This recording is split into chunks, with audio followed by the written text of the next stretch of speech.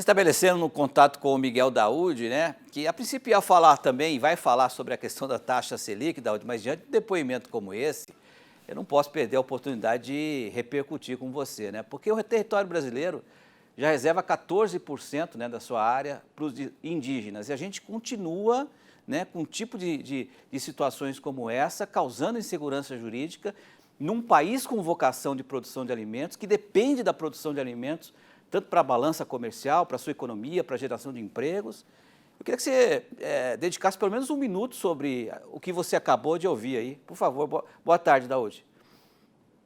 Boa tarde, Petri. Boa tarde a todos. Petri, eu fiquei emocionado, porque quem roda esse Brasil, como nós rodamos, a gente sabe a luta, né, dessas pessoas que vieram ali para plantar, incentivadas.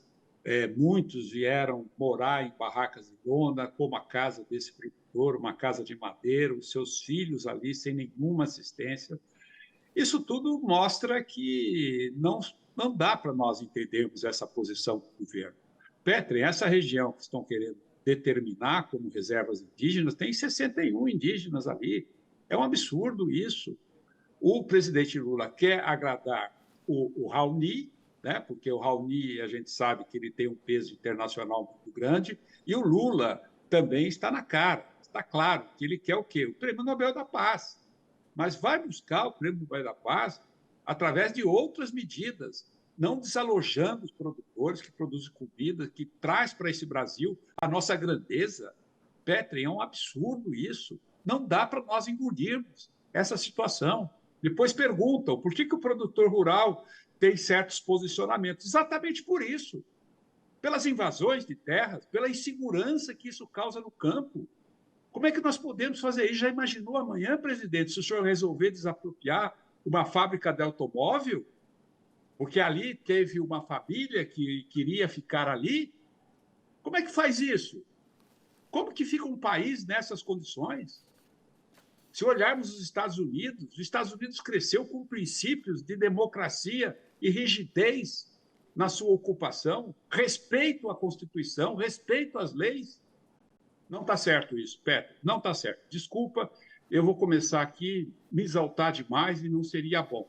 Mas eu Perfeito. acho não, tenho certeza que o presidente Lula ele pode ter o Nobel da Paz, mas não desalojando produtores de regiões deste país para agradar 61 indígenas que merecem todo o respeito. Eu sempre defendi os indígenas, as condições desses nossos irmãos, são pessoas que merecem ter todo o direito à cidadania, mas não têm, porque essas ocupações, essa forma como Perfeito, é Daoud. feita, esses indígenas estão totalmente largados à sorte, como a gente viu aí recentemente essas invasões de garimpeiros e desmatadores na região dos Yanomamis. Bom, Perdão, Petro. não, tá certo. Vamos voltar ao assunto que estava previamente combinado, que é a questão da redução da taxa de juros, né? O meio ponto. Eu queria que você falasse, primeiro esclarecer uma dúvida que eu tive aqui, que eu acho que o nosso produtor também tem, né?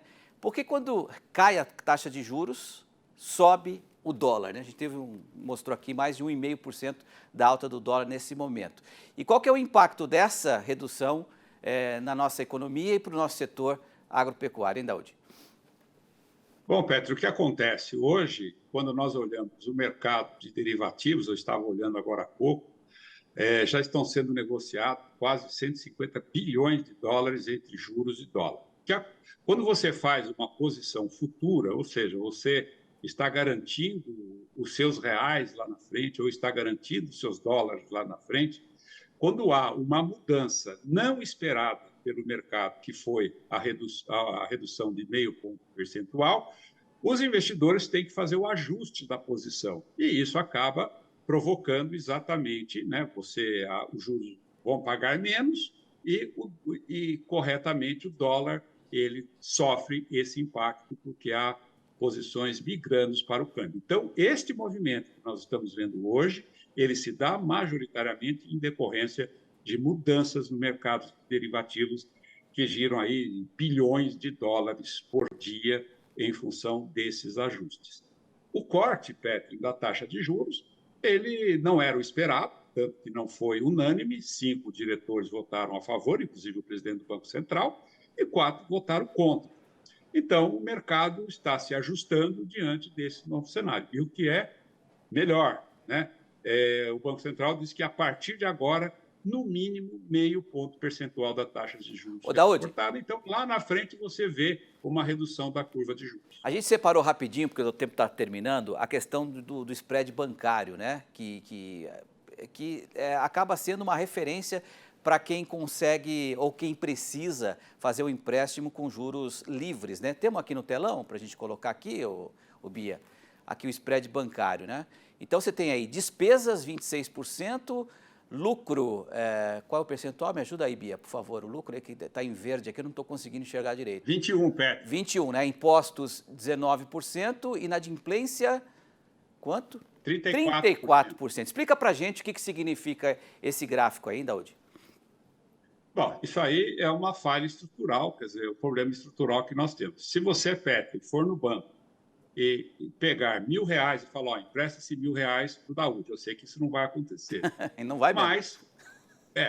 Mas eu não quero receber um tostão de juros. Então, o spread bancário será acrescido desses emolumentos. Isso aí é o determinado spread bancário que o governo arrecada, o sujeito que não paga a sua dívida, você paga a sua, mas você paga do outro também, que o banco não perde. Então, mesmo fazendo os cálculos, esse corte de 0,5 ponto na taxa Selic não reduziu em nada os juros para os tomadores. E se você zerar a taxa Selic, Petri, você também não reduz.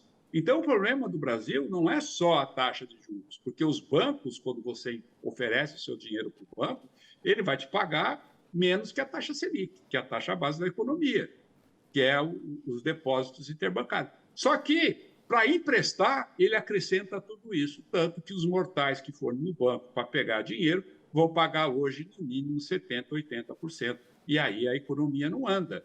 No caso do agropecuário, encerrando, os juros que têm as taxas equalizadas não vão mudar, porque esse juros é bancado pelo Tesouro Nacional. Agora, as taxas de juros livres vão mudar muito pouco. Então, portanto, taxas de juros livres vão continuar altas e prejudicando o setor agropecuário. Fora essas coisas de invasões de terras e concessões de terras indígenas. Aí você pergunta, o produtor rural, ele é bravo, ele é lutador.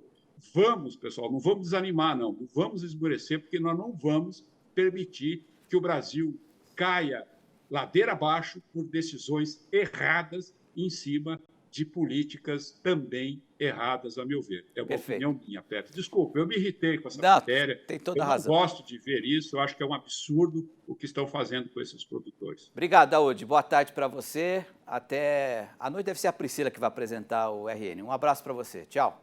Outro, obrigado. Valeu.